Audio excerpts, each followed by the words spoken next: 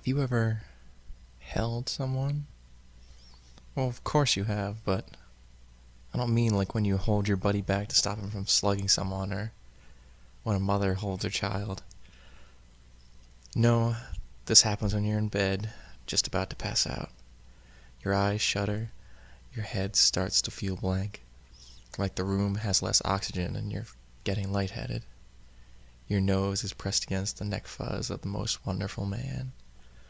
Your arms pull him closer, and at that moment, as your throat feels tight and your head feels loose, you realize how perfect it all is, with just the two of you, laying in bed together. And then comes that terrible waking. The morning I woke and he was gone. Empty bed, empty apartment, empty city. Nothing cute. I don't find him downstairs making breakfast. I don't just catch him with a heartfelt speech right before he drives away. A part of me crumbles, shatters. He's a part of this city as much as any building, any street. Now it seems empty except for the memories. We would get on night buses and just ride them for hours, talking and watching the city blur by. I feel his presence everywhere. Now I fear the sunset. When the sun goes down, I remember everything we did together, everything that happened in those night hours. I went out searching for him, on foot, through the streets. I didn't know what else to do. It was a mistake. Houses upon houses, they only made me question myself. He could be in any one of them, I thought, just visiting a friend, or a contact, or a dealer, or another boyfriend. His bag was gone, though. He wouldn't stay in Pittsburgh in spite of me, I thought, even though I felt him everywhere. We had met on some benches after one of my classes. He said he was here on business. I introduced him to academia, and he introduced me to pot.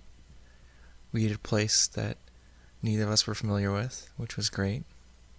Let us joke about the service and the food and the sloppy 50-year-old waitress with the coffee stain on her apron. I said it reminded me of Andy Reid's head. The place is closed since. I kept walking, kept looking. There were too many signs about open housing. Maybe he was going to surprise me by renting a place, by moving here. I stood on someone's porch for a while. Maybe he'll ask me to move in with him. Maybe I need a change of scenery from that back alley apartment. After our third date, he asked if he could borrow some money. I didn't ask why, but he insisted on telling me. Or he would have, but it was a surprise. I carefully calculated how much I could afford to give away, then gave $50 extra.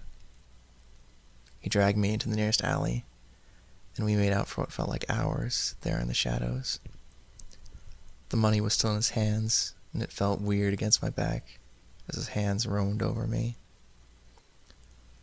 I eventually knocked on the stranger's door, lightly at first, but soon my fist throbbed as I pounded against the barrier's wood, begging them to let me in, to let me see him. No one answered. I kicked one of their porch chairs into the street, smashed it against the pavement. I stood over the dotted line, tearing pieces of plastic apart. A car honked, and I scrambled out of its way. Once it passed, I shamefully buried the pieces of the chair in the snow. My guilt would be revealed as the snow melted, but not until then. I ran home, trying to ignore the random things that reminded me of him. A beer bottle sunk into the snow, a housing cart, nearly every single car. I remember talking on the porch after our third date. It was late at night, and we could see across the rooftops of the city. I remember talking more than I should. I told him about my strict mother, and my lazy boy dad, and my disabled sister. I told him that I wanted to teach middle school, though I secretly still wished I could be an astronaut. He listened and smiled, laughed and hugged me. I found out he had a business internship in New York, but it wasn't until summer, he said. By the time I got home, my throat felt tight and my head loose. The day had grown unexpectedly warm, and the alley was a mess. I couldn't find the energy to care.